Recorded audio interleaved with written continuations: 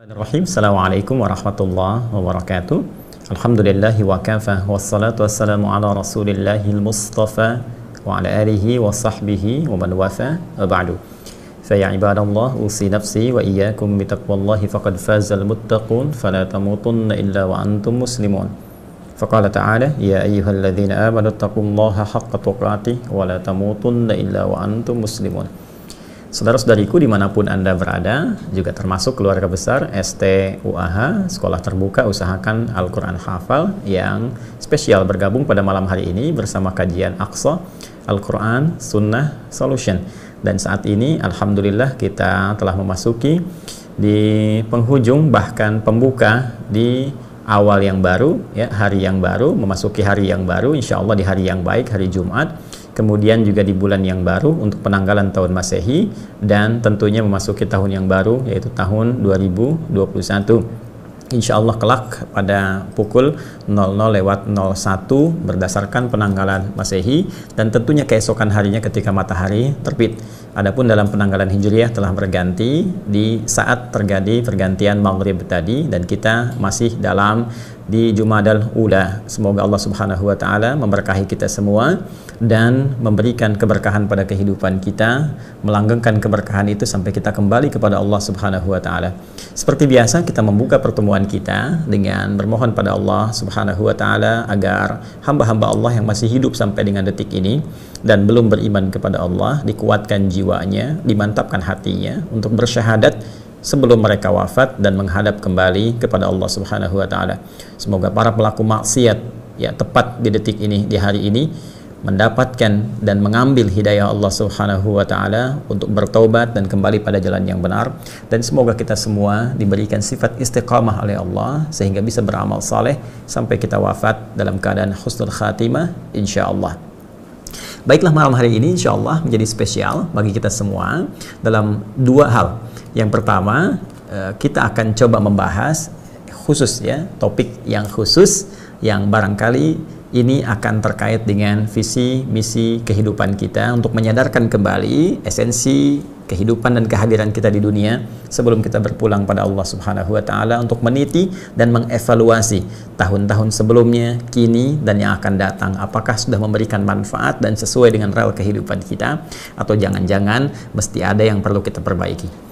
Yang kedua menjadi spesial karena pada malam hari ini bergabung bersama kita keluarga besar STUAH, Sekolah Terbuka Usahakan Al-Quran Hafal. Alhamdulillah genap di penghujung tahun telah ada 10.000 yang tergabung di program ini. Semoga Allah memberikan sifat istiqamah, dan sekarang bergabung juga beberapa lewat Zoom. Ya, saya bisa melihat Anda teman-teman sekalian. Semoga tetap semangat. Pada malam hari ini insya Allah akan menjadi spesial karena Anda bergabung dengan kajian rutin kita di Aqsa, dan insya Allah juga tersambung dengan kita beberapa saudara-saudari dari luar Indonesia. Semoga seluruhnya mendapatkan keberkahan di sisi Allah Subhanahu wa taala. Baik, sebelumnya kita akan mulai materi dulu, dan nanti insya Allah ba'da isya kita akan mencoba untuk bisa berinteraksi melalui sesi diskusi baik dari keluarga besar STUAH ataupun dari teman-teman yang barangkali bisa ditanyakan atau ditampilkan dalam sesi kajian kita pada malam hari ini. Baik, kita mulai. Bismillahirrahmanirrahim. Pada malam hari ini, ingat, pelajaran kita akan sejenak menyimpan sesi kajian rutin di tafsir yang telah sampai kita pada surah Al-Baqarah di ayat yang ke-16 di pertemuan yang lalu, dan pekan berikutnya kita diskusi. Hari ini karena di penghujung tahun berganti di penanggalan Masehi, kita akan coba mengambil tema yang spesial, topik yang khusus, yaitu tentang esensi kehidupan manusia. Ya, untuk melihat apakah kita sampai malam ini masih mengerti tentang tugas kehidupan kita sebagai manusia, atau jangan-jangan kita diciptakan sebagai manusia tapi sampai malam ini belum paham sesungguhnya visi dan misi kita. Ya, yang paling berbahaya adalah diciptakan sebagai manusia tapi mengerjakan tugas makhluk lain. Apakah itu jin, hewankah, tumbuhankah, atau yang lainnya. Untuk itu, mari mengembalikan porsi kehidupan kita pada tempatnya, sehingga dengan itu seluruh visi kehidupan kita lebih terarah, dan yang paling penting benar dalam timbangan dan penilaian Allah Subhanahu wa taala. Malam hari ini kita akan membahas tentang esensi kehidupan manusia. Baik, teman-teman sekalian, Kita akan turunkan dulu firman Allah Subhanahu wa taala yang dengan firman itu memberikan penjelasan yang sangat akurat serta bimbingan, pedoman kehidupan untuk kita semua yang menerangkan tentang hakikat kehidupan kita di muka bumi dan dalam misi keduniaan yang akan kita bawa menghadap kepada Allah Subhanahu wa taala. Saya ingin mulai tegaskan dulu yang pertama, saat Allah menciptakan manusia pertama, yaitu Adam alaihissalam, di Quran surah ke-15 saya berikan penjelasannya, Al-Hijr ya, di ayat yang ke-28 ya, saya teruskan sampai 30-nya. Kemudian manusia pertama ini diperkenalkan kepada makhluk lain yang telah ada sebelumnya ya, di Quran surah kedua Al-Baqarah di ayat ke-30 ya, ayat 30 diperkenalkan sekaligus disampaikan, diumumkan, diinformasikan tentang misi dan visi kehidupannya, hikmah di balik penciptaannya. Karena tidak ada ciptaan Allah sekecil apapun kecuali memiliki hikmah, memiliki fungsi manfaat dalam kehidupan. Kemudian yang ketiga, diberi nama manusia ini serta diberikan bekal untuk membawa misi yang paling agung dalam kehidupan. Quran surah kedua Al-Baqarah kan, di ayat yang ke-31 ya.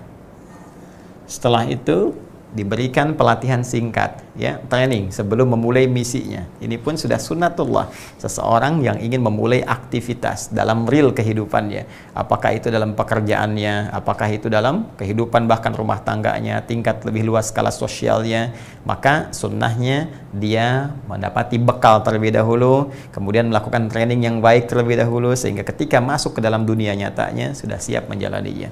Maka diperkenalkan oleh Allah Subhanahu wa taala kepada ya makhluk yang tercipta ini tempat yang terbaik untuk berlatih. Quran surah kedua Al-Baqarah, masih di Al-Baqarah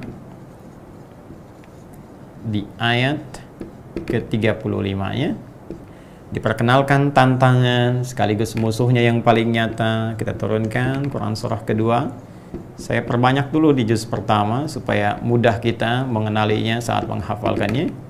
Di ayat ke-36 ya, sampai kemudian dari sini kita turunkan lagi ke Quran surah ke-7 Al-A'raf di ayat ini saya tulis dulu Al-A'raf ya, di ayat ke-11 sampai dengan 13-nya. Saya berikan kurung di ayat 12 karena ini yang paling menentukannya. Kemudian ini terkait berkelindan dengan Quran surah kedua Al-Baqarah di ayat yang ke-34-nya. Kemudian ini juga terkait berkelindan pelakunya dengan Quran surah ke-18 Al-Kahf kan? Kahf di ayat ke-50 ya.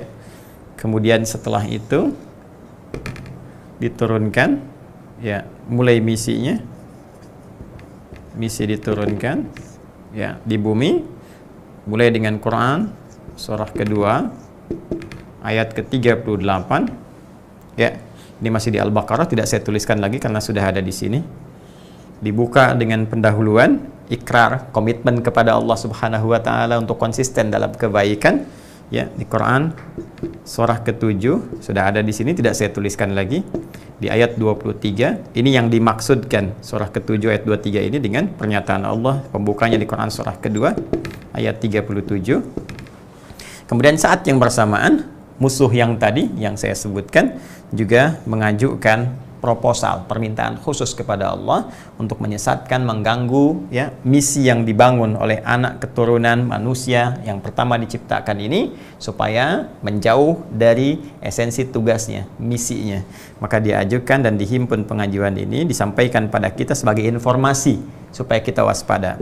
Di Quran surah keempat, karena belum saya tuliskan An-Nisa kan,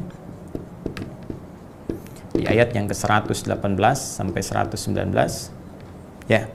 Kemudian setelah diketahui ini, diminta kita untuk mulai melakukan aktivitas, tidak hanya memenuhi hajat kehidupan kita dulu ya kan.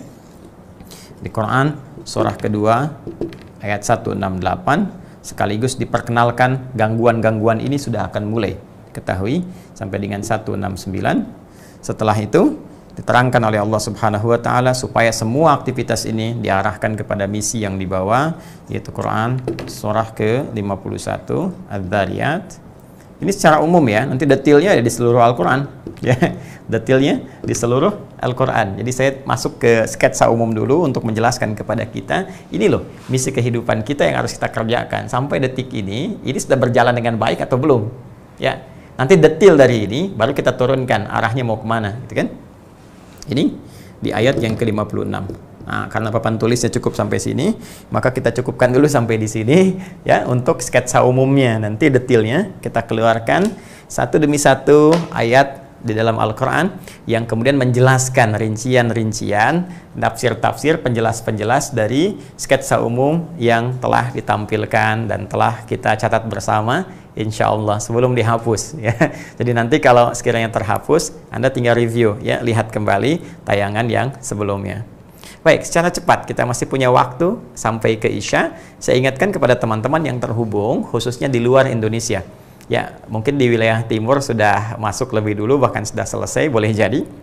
Jadi kita saat ini sebentar lagi saya kira ada kurang lebih 23 menit masih menjelang ke Isya. Jadi kita masih ada kesempatan ya. Baik, bismillahirrahmanirrahim. Mari teman-teman sekalian kita fokus. Kita akan membahas tentang esensi kehidupan manusia ya, hikmah di balik penciptaan, perjalanan hidup dan kembalinya manusia kepada Allah Subhanahu wa taala. Kita mulai dengan Quran surah ke-15 Al-Hijr ayat ke-28 sampai dengan 30.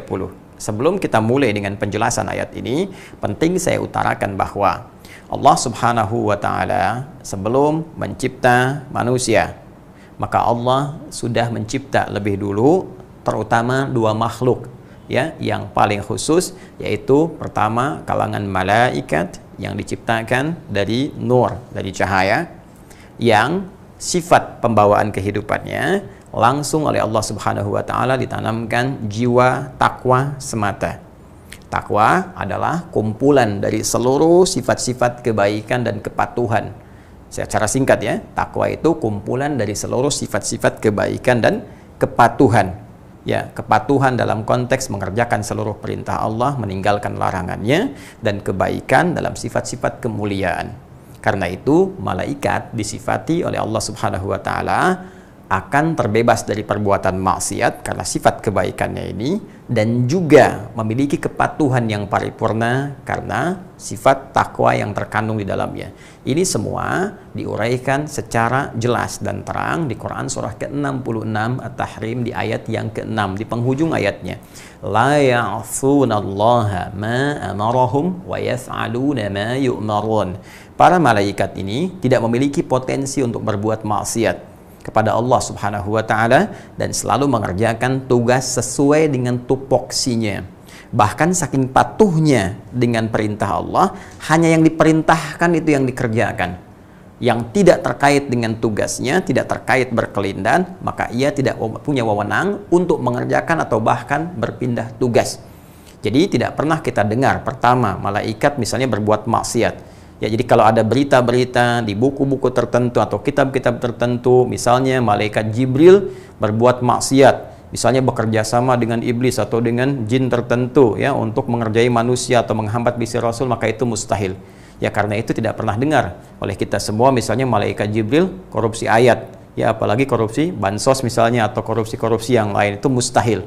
Ya. Kemudian yang kedua, teman-teman sekalian, mereka patuh dan tidak berganti tugas. Malaikat maut ya tugasnya nyabut nyawa aja ya. Quran surah ke-32 misalnya As-Sajdah ayat yang ke-11, qul yatawaffakum malakul mautil ladzi wukila bikum. Katakan Muhammad sallallahu alaihi wasallam, setiap yang berjiwa itu pasti akan ada gerbang perpindahan kehidupannya meninggalkan dunia yang disebut dengan kematian, maut. Nanti ada tugas malaikat ya khusus untuk membawa maut, mencabut nyawanya, mencabut nafasnya. Ya, kullu nafsin dha'iqatul maut. Quran surah ketiga Ali Imran ayat 185. Kullu nafsin dha'iqatul maut. Setiap jiwa itu dalam diri manusia itu nanti akan kedatangan maut. Yang bawa siapa? Malakul maut. Ya, Jadi bukan malaikat-malaikat yang lain, bukan Mikail misalnya, bukan Israfil, semua punya tugas masing-masing. Nggak pernah misalnya malakul maut, saya bosan nih ngelihat Fir'aun kayak gini, kamu aja malaikat Israfil yang cabut. Tidak, semua ada pakemnya, semua ada tupoksinya. Itulah malaikat. Jadi jangan pernah kita kemudian menyanjung malaikat karena memang sudah sempurna. Ya, dan tidak pernah juga kita merendahkan diri sendiri karena ada kekuatan dalam diri kita yang akan diinformasikan dengan sangat luar biasa oleh Allah, yang dengan itu bahkan derajat manusia bisa ada di atas levelnya malaikat. Baik, yang kedua sudah ada jin. Jin, ya. Jin ini diciptakan oleh Allah Subhanahu wa taala di bawah derajat malaikat dari segi materinya. Kalau malaikat dari nur, cahaya, itu kan yang halus, dalam, tajam, cepat, ya. Kemudian jin berada di bawahnya, diciptakan dari api yang menyambar-nyambar. Itu di Quran surah ke-15 ayat ke-27. Jadi kalau di ayat ke-27-nya Allah informasikan, ya, jin diciptakan sebelum manusia. Jadi setelah malaikat ada apa? Jin. Wal janna khalaqnahu min qablu min naris samum. Sedangkan jin itu, para jin kami ciptakan sebelum manusia kan dari bahan bakarnya, dari bahan materinya, yaitu api yang menyala-nyala, yang menyambar-nyambar. Dinamakan al-jin dan dilekatkan nanti dengan nama manusia untuk memberikan gambaran dimensi yang berbeda, sifat yang tidak sama, materi yang tidak serupa. Dari kata jannah, jannah itu sesuatu yang tersembunyi, yang tidak nampak. Nanti setiap turunan kata jim dan nun itu belum nampak dalam pandangan, tidak kelihatan. Apapun tambahan katanya setelahnya, umumnya demikian. Seperti jim dengan nun misalnya ditambah ya dengan nun lagi, ya. Ada jim ya dengan nun misalnya gini, tambah ya, tambah nun menjadi janin misalnya, janin. Nah, janin kenapa disebut janin? Karena tak nampak dalam kasat mata kita seperti ini, terdapat dalam rahim. Ya, kemudian jim ditambah nun ditambah ta. Seperti ini misalnya, jannah. Ya, jannah, jannah. Jannah kenapa disebut jannah? Surga disebut jannah karena belum tampak dalam pandangan kita sekarang. Ya, nanti kita akan lihat dengan bekal kita yang cukup dan rahmat Allah Subhanahu wa taala, dengan itu kita akan hadir di dalamnya. Ini mau pakai jim harakatnya jannah, mau pakai jinnah, jinnah jamak dari jin, minal jinnati wan nas. Kemudian junnah, ya asyamu junnatun, siam puasa itu jadi perisai. Kenapa perisainya disebut dengan junnah? Karena tidak tampak dalam pandangan kita. Orang yang sering puasa itu nanti Allah akan tanamkan, hadiahkan perisai dalam dirinya yang bisa mencegah dia dari perbuatan maksiat. Semakin sering puasa, semakin meningkat ibadah, puasa sunnahnya dan sebagainya, nanti ada kontrol dalam jiwa, itu yang disebut perisai. Jadi ketika akan berbuat maksiat, dia mencegah, mengingatkan, bahkan menghambat, jangan lakukan, suara hatinya kuat. Itu yang disebut dengan junnah. Kembali, makhluk ini disebut jin karena dimensinya terkait dengan kehidupan manusia, tidak terlihat oleh manusia. Ya, dan jin tersembunyi, fitrahnya tersembunyi. Jadi sekali lagi, kalau ada jin melakukan penampakan, ini menandakan jinnya sedang punya masalah. Jelas ya, jinnya sedang punya masalah. Apalagi yang manusia cari-cari penampakan jin, nah itu sangat bermasalah. Jelas ya. Nah, sekarang setelah kita ketahui ada malaikat, ada jin sebelumnya, dan termasuk jin pun diciptakan oleh Allah Subhanahu wa taala punya tugas ibadah. Ya, punya tugas ibadah. Ya, kita ambil misalnya secara umum di Quran surah ke-51 Adz-Dzariyat di ayat ke-56. Mohon izin sebelumnya kita bacakan untuk kami di sini doa turunnya hujan, ya Allahumma sayyiban nafi'a, karena saat ini di lingkungan kami sedang Allah anugerahkan turunnya hujan. Semoga memberikan keberkahan dan manfaat untuk kita semua insyaallah. Baik, Allah berfirman di Quran surah ke-51 Adz-Dzariyat di ayat ke-56, "Wa ma khalaqtul jinna wal insa illa liya'budun." Dan tidaklah kami ciptakan jin, kita ambil materi jin dulu di sini, dan manusia, kecuali tujuan penciptaan itu supaya mereka bisa memaksimalkan aktivitasnya untuk ibadah kepada Allah Subhanahu wa taala. Jadi dua makhluk yang telah tercipta sebelumnya, malaikat ibadah, ada yang bertahmid, bertasbih, wa nahnu nusabbihu bihamdika wa nuqaddisu lak, ya, bertakdis, ada yang mengangkat arash, ada yang menurunkan hujan, mengatur segala kehidupan-kehidupan terkait dengan aspek hamba dan sebagainya yang lainnya, maka itu pun ibadah. Jin juga demikian, saat diciptakan mereka ditugaskan untuk ibadah kepada Allah Subhanahu wa taala. Dalam konteks kemudian alur yang tadi kita sampaikan ini, lalu Allah menjelaskan, menginformasikan kepada kita semua dalam Al-Quran dan spesifik pada saat itu kepada malaikat dan jin bahwa akan ada makhluk baru yang diciptakan, bukan malaikat, bukan jin. Dan di balik penciptaan ini akan membawa satu misi yang sangat besar, satu visi yang sangat istimewa. Makhluk inilah yang kemudian diciptakan oleh Allah, diperkenalkan dalam Al-Quran di surah ke-15 Al-Hijr di ayat ke-28 setidaknya sampai ayat 30-nya. Ya, wa idz qala rabbuka lil malaikah. Nah, ini kenapa saya bahas malaikat dan jin dulu, karena nanti akan terkait berkelindan dengan apa yang akan kita uraikan. Wa idz qala rabbuka lil malaikah. Dan ingatlah, pelajarilah, pahamilah Muhammad sallallahu alaihi wasallam, dan begitu pula dengan umatmu, kan? Ketika Rabbmu Allah Subhanahu wa taala menginformasikan, menyampaikan kepada seluruh malaikat dan kalangan jin, ya, sebagian yang hadir pada saat itu. Ini menggunakan satu pendekatan sinekdok pas prototo, sebagian disebutkan untuk mewakili keseluruhan, karena sebagian besarnya yang ada malaikat, ada kalangan jin sebagian hadir pada masa itu. Nanti kita akan lihat siapa di antara jin yang ada ini. Nanti kita akan gali keterangannya dalam Al-Quran, kita akan temukan. Jadi cara mengartikannya, ketika Allah menginformasikan pada kalangan malaikat dan sementara sebagian jin yang ada pada saat itu, jin tertentu, nanti kita akan lihat, ya, bahwa inni khaliqum basyara, bahwa Allah Subhanahu wa taala, kata Allah, aku menggunakan di sini pakai inna, ya, kemudian menggunakan ya nisbahnya kepada Allah untuk menguatkan, ya. Inna itu harfu tauqidin wa nasbin tansibul isma wa tarfa'ul khabara mabniun 'alal fathi la mahalla lahu min al-i'rab. Kan untuk innanya. Jadi huruf taukid, huruf penguat yang menajamkan, menancapkan sesuatu pesan dengan kuat. Jadi nasab itu bukan hanya mengandung harakat fathah untuk membuka, ya, tapi juga memberikan kesan sesuatu yang ditancapkan dengan kuat. Ya, orang Arab mengatakan nasaba rajulu asahu ya fil ardi. Ya, seorang lelaki menancapkan tongkatnya dengan kuat, saking ditancapkan kuatnya dia nggak bisa digerakkan. Wah, kokoh kuat gitu. Itu nasaba. Jadi huruf inna ini selain dia menguatkan sebuah pesan, sekaligus meminta untuk menancapkan pesan itu ke dalam jiwa sehingga benar-benar diyakini dan menghilangkan keraguan. Makanya di Arab kalau ada orang ragu, itu salah satu alat yang digunakan untuk menguatkan dan menghilangkan sifat keraguannya, itu menggunakan huruf taukid. Di antaranya apa? Inna.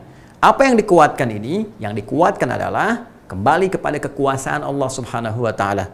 Allah langsung mengatakan, inni khaliq, aku kuatkan pesanku pada kalian. Tanamkan ini dalam jiwa kalian, kata Allah, jangan ragu sama sekali. Sungguh aku itu khaliq. Ya, aku sang pencipta, kata Allah. Ya, aku sang pencipta. Allah sendiri yang menyebut dirinya dengan apa? Khaliq. Ya, ini saya pernah komparasikan, kan? Bandingkan dengan kitab-kitab lain yang ditemukan sampai saat ini di muka bumi. Allahu Akbar, saya hanya temukan dalam Al-Quran satu pernyataan yang tegas, kuat, gak pernah ragu, yang menyatakan saya Allah, saya sang pencipta, sembah saya. Ya, saya Allah, saya Tuhan, gak ada Tuhan selain saya, sembah saya. Seperti di Quran surah ke-20 misalnya Taha ayat ke-14, tegas sekali kalimatnya. Innani anallah, inna pakai nun wiqayah lagi setelah itu. Ya, untuk memisahkan antara penguat, tancapkan, dan tegaskan kepada Allah. Ya, Allah bisa mengatakan inni, tapi Allah tegaskan innani, pakai nun wiqayah, pakai ya di situ. Innani anallah, aku tegaskan pada kalian, tancapkan pada jiwa, jangan pernah ragu. Ya, yang Tuhan itu hanya aku, kata Allah, yang layak disembah, yang layak dipertuhankan. La ilaha illa ana, nggak ada Tuhan selain saya, kata Allah. Fa'budni, sembah saya. Silakan Anda cek, cari, temukan di kitab-kitab lain, kitab apa saja yang mengatakan saya Tuhan, sembah saya. Demi Allah saya katakan, tidak akan pernah ditemukan. Kenapa? Ada fitrah ketuhanan, ada fitrah kerasulan, ada fitrah kemanusiaan. Ya, ingat baik-baik. Fitrah ketuhanan hanya akan mengatakan saya Tuhan dengan sangat tegas, lugas, dan pede. Kenapa? Karena memiliki sifat-sifat ketuhanan. Yang tidak memiliki sifat-sifat ketuhanan tidak akan mungkin menyatakan itu, karena hatinya akan mencegahnya. Ya, karena itu Rasul tidak mengatakan demikian. Tidak ada satupun Rasul, Nabi mengatakan saya Tuhan. Silahkan cek dalam sejarah dan sebagainya, temukan referensinya. Nggak ada di kitab manapun yang mengatakan saya Tuhan, sembah saya. Tidak ada. Kalaupun ada pemaknaan dari manusia, nggak ada redaksi yang tegas yang menyatakan demikian. Apalagi manusia biasa. Firaun aja sampai ngeralat ketika mengatakan ana rabbukumul a'la, saya Tuhan kalian yang paling agung. Dia ralat kembali. Ketika akan sampai nyawanya ke kerongkongan, dia katakan, aduh aku taubat, aku salah, katanya, aku salah. Saya beriman sekarang, beriman kepada Tuhannya Musa dan Harun. Anda bayangkan. Jadi nggak pernah punya fitrah ketuhanan, nggak ada selain sifat-sifat dan zatnya Allah Subhanahu wa taala. Kerasulan demikian, punya fitrah kenabian, punya fitrah kerasulan. Apa itu? Di antaranya sifat ma'sum, dikuatkan oleh Allah lewat mu'jizat, dan ini tidak melekat kepada kemanusiaan biasa. Nggak ada pada manusia biasa. Contoh ilmu. ya, nabi, rasul diajarkan oleh Allah Subhanahu wa taala karena punya sifat kenabian, langsung diajarkan. Kita manusia biasa diberikan potensi oleh Allah, dan potensi itu yang kita gali dengan berikhtiar supaya keluar dalam bentuk pengetahuan. Kita serap informasi, data-data, data diolah jadi informasi, informasi kemudian dipelajari sehingga menjadi knowledge, pengetahuan yang bisa kita terapkan dalam kehidupan. Itulah alur kehidupan kita semua. Nah, kembali ke sini teman-teman sekalian, wa idz qala rabbuka lil malaikati inni khaliqum basyara. Kata Allah, saya tegaskan pada kalian, tanamkan dalam jiwamu yang paling kuat, akulah sang pencipta, akan mencipta makhluk baru selain malaikat, selain dan jin. Siapa itu? Basyara. Ya, basyara. Maka disebutkan pertama kali manusia dengan nama Basyar. Ya. Nanti teman-teman bisa lihat juga dalam kajian Sitama. Insya Allah nanti kita akan teruskan kembali. Kita siapkan materi-materinya yang berkesambungan dengan yang sebelumnya. Ya, nanti di Sitama ya serupa tapi tak sama. Nanti nama manusia pernah kita bahas. Ada Bashar, ada Insan, ada Ins, ada Nas, ada Bani Adam. Ya, di sini Allah perkenalkan materi utamanya dengan menggunakan kata Bashar. Pertama untuk menunjuk penampilannya yang sangat baik, yang sempurna, berbeda dengan binatang dari tampilan kulitnya, halus, baik. Di Bashar itu, diantara maknanya kulit yang tampak halus dan baik. Ya, kulit yang tampak halus dan baik, rupa yang sangat istimewa. Karena itu di Quran surah ke-95 di ayat yang keempat Allah menyampaikan tegas, laqad khalaqnal insana fi ahsani taqwim. Kami ingin tegaskan pada kalian, kata Allah, bahwa kami telah mencipta manusia itu dalam rupa yang sangat istimewa, bentuk yang sangat sempurna. Ahsan, ya. Allah tidak mengatakan misalnya jayyid, tidak mengatakan hasan, tapi ahsan. Ahsan, yang paling sempurna sesuai maslahat hidupnya. Jadi sesuai maslahat hidup kita. Jadi semua diciptakan oleh Allah dengan sempurna. Tapi ketika melihat perbedaan-perbedaan, ya, warna kulitnya misalnya ikhtilafi alwanikum, ya. Kemudian juga perbedaan misalnya warna bola mata, perbedaan warna rambut dan sebagainya, perbedaan hal-hal yang tampak secara ringan dalam kehidupan warna itu untuk maslahat kehidupan kita. Kadang menyesuaikan dengan iklim, dengan cuaca, dengan tuntutan dan sebagainya. Tapi lebih daripada itu manusia sempurna penampakannya.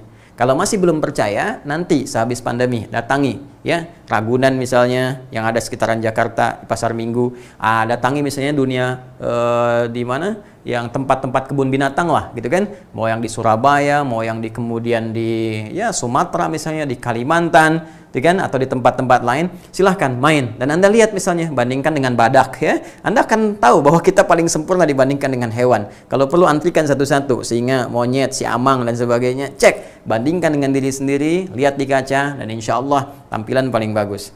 Yang kedua, Bashar ini menggabungkan dua potensi sekaligus. Satu, takwa yang dimiliki oleh malaikat. Yang kedua, juga nafsu ya, atau fujur yang ini dilekatkan pada hewan. Karena itu hewan itu punya sifatnya cuma fujur saja, nafsu saja. Karena itu jangan dituntut berlebihan terhadap hewan. Ya, misalnya hewan ikut sedekah, ya, itu susah kita akan arahkan demikian. Walaupun dia bertasbih kepada Allah dengan caranya, tapi jangan tuntut berlebihan. Ya, karena itu jangan heran kalau hewan misalnya ya bangga tampil tanpa busana. Ya, kuda misalnya keliling ibu kota pakai delman, nggak pakai celana, depan Anda cuman ketawa-ketawa, hihihi gitu kan. Nah, itu memang hewan, ya binatang. Tapi kalau Anda ikut-ikutan, ya itu yang aneh gitu kan. Ya, karena kita bukan hewan, tampilan sudah beda, kemudian fisik kehidupannya sudah lain. Kenapa? Karena ketika diberikan nilai nafsu itu disandingkan dengan takwa. Ini yang dimaksud dengan Quran surah 91 di ayat 7 sampai 10. Wa nafsin wa ma sawwaha. Ketika sempurna penciptaan manusia itu ditanamkan ke dalam dirinya roh, maka menjadi nafas, fa alhamaha fujuraha wa taqwaha. Kami tanamkan jiwa takwa dengan fujur. Fujur ini kami tanamkan lawan daripada takwa untuk menjadi katalis, ngangkat supaya yang takwanya itu naik. Ya, karena itu sering saya sampaikan dalam beberapa kesempatan ketika ada sabar, ada marah, ya kan? Ada jujur, ada dusta, ada rendah hati, ada sombong, sifat-sifat yang sombong, amarah, kemudian apalagi misalnya dusta diciptakan bukan ingin menjadikan manusia larut dalam kedustaan, kesombongan, kemarahan, bukan, tapi untuk menjadi katalis supaya yang baik-baiknya muncul. Kalau nggak ada marah, bagaimana bisa muncul? Sabar. Karena itu Allah katakan qad aflaha man zakkaha. Manusia akan cenderung bahagia, nyaman, sukses kalau bisa melihat yang fujur ini untuk bisa merespon sifat baiknya supaya digunakan dan naik ke permukaan. Itu hikmah penciptaannya. Gabungan ini disebut dengan Bashar. Jadi manusia itu luar biasa. Ya, kalau malaikat soleh wajar, dia nggak berjuang dengan nafsu. Malaikat nggak punya nafsu. Kalau nggak punya nafsu, dia nggak makan. Ya, Nabi Ibrahim pernah tawarkan makanan, Quran surah ke-51 ayat 24 sampai 30 itu, nggak dimakan. Ya, karena memang nggak ada nafsunya. Tugasnya bukan ke situ. Ya, hal ataka haditsu dhaifi Ibrahim al-mukramin idh dakhalu alaihi faqalu salama qala salam qaumun munkarun faragha ila ahlihi fajaa bi'ijlin samin faqarrabahu ilaihim qala ala ta'kulun. Ya, padahal beliau sudah masak gulai yang enak dihidangkan, ya. Kemudian tamunya sudah duduk, dilihatin aja. Ya, tangannya nggak nyentuh gitu kan. Nggak lihat, nggak makan. Kenapa? Emang nggak ada nafsunya. Karena diciptakan dengan sifat takwa saja. Arahannya untuk ibadah saja, dalam konteks untuk mengagungkan Allah dengan segala tugas-tugasnya. Manusia, ya, tidak mudah menjadi soleh. Karena ada nafsu, dia mesti berjuang. Makanya Anda, saya, kita baru bangun tidur aja udah harus menaklukkan nafsu. Ya, kan sudah ada pilihan kan, baru bangun tidur kan mau milih. Mau ke toilet, mau duduk, mau wudhu, mau tahajud, mau tidur lagi. Aduh, ini masih jam 3, tiduran dulu aja sebentar, nanti insya Allah jam setengah 4 bangun. Bangun-bangun jam 7. Itu sudah perjuangan, jadi nggak mudah. Malaikat mau tasbih tinggal tasbih. Wa nahnu nusabbihu bihamdi. Kita mau tasbih berjuang dulu. Subhanallah, subhanallah, tek, mi, tek, lewat. Subhanallah, mi, subhanallah, mi. Itu nggak mudah gitu. Ya, azan berkumandang, tayangan hadir depan mata. Apakah itu telenovela yang pernah disukai kah itu? Apakah yang lainnya? Kadang-kadang handphone muncul, status belum dibikin dan sebagainya. Itu perjuangan. Ya, itu nggak mudah. Makanya ketika manusia bisa menjaga level takwanya dan menaikkan itu semua, dia berada di atas level malaikat. Karena perjuangannya melebihi perjuangan malaikat. Nanti kita akan lihat bagaimana malaikat diperintahkan untuk hormat kepada manusia dengan bekal yang Allah berikan dan dengan perjuangan yang dia lakukan. Karena itu anugerahnya tinggi, dan nanti kelak ketika kita kembali kepada Allah, banyak malaikat memberikan selamat kepada manusia yang telah menaklukkan nafsunya dan dihormati oleh mereka semua. Bahkan nanti ada satu rombongan khusus yang mereka semua berparade ketika masuk surga, disambut oleh seluruh malaikat di depan pintu surga sambil diucapkan kalimat, ya salamun alaikum bima sabartum. Selamat untuk anda telah bisa sabar menaklukkan nafsu, telah berjuang, kemudian anda tingkatkan takwa dan bisa masuk ke sini. Fa ni'ma uqbad dar, silahkan nikmati tempat terindah yang telah Allah siapkan. Itulah basyar. Karena itu kalau dijumpai kata basyar dalam Al-Quran, teman-teman sekalian, nanti kita harus betul-betul mengeluarkan maknanya. Karena setiap tempat, ya, setiap ayat yang di dalamnya terdapat kata basyar, ada petunjuk dari Allah Subhanahu wa Ta'ala bagaimana kita mengelola nafsu dengan baik. Dan yang paling penting nanti kita lihat, kenapa saya uraikan kalimat ini pertama, mengandung makna takwa, mengandung makna nafsu, karena nanti ada tantangan-tantangan yang akan muncul, yang akan kita jelaskan, dan bagian dari perjuangan kita. Dan mengandung ibadah di hadapan Allah Subhanahu wa Ta'ala dan bernilai pahala insya Allah.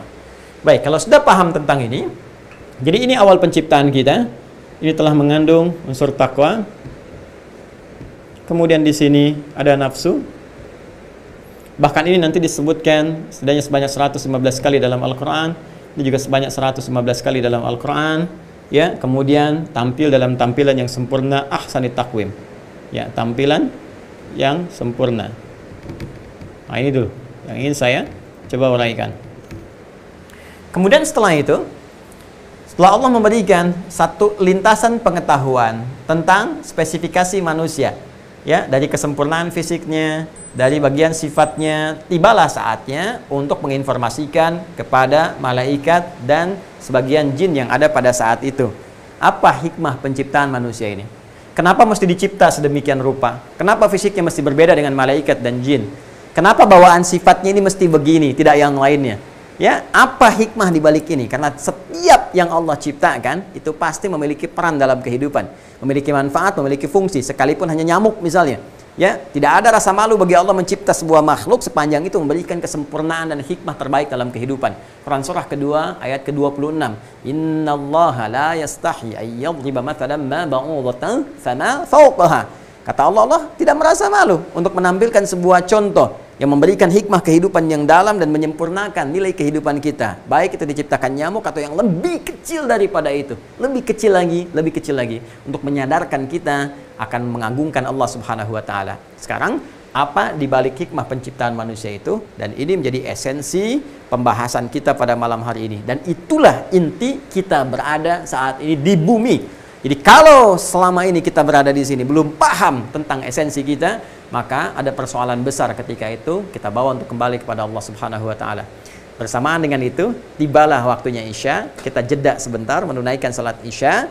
Setelah itu kita lanjutkan kembali. Lanjut teman-teman sekalian, ba'da Isya, dan kepada peserta keluarga besar STUAH, kita lanjutkan setelah menunaikan salat Isya berjamaah. Dan nanti ada berita besar yang ingin kami sampaikan, khususnya pada keluarga besar ahli Al-Quran, dengan izin Allah Subhanahu wa taala. Kita jeda sejenak menunaikan salat Isya dan lanjut kembali insyaallah. Subhanakallahumma wa bihamdika asyhadu an la ilaha illa anta astaghfiruka wa atubu ilaik. Assalamualaikum warahmatullahi wabarakatuh.